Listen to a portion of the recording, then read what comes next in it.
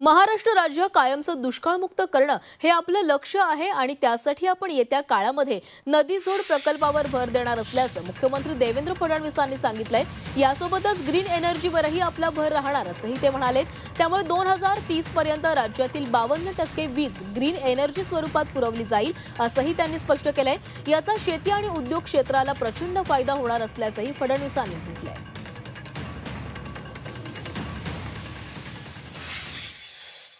येत्या काळामध्ये गोष्टी तर अनेक करायच्या आहेत, योजनाही सगळ्या चालवायच्या आहेत, पण माझा भर जो असणार आहे तो नदी जोड प्रकल्पांवर असणार आहे।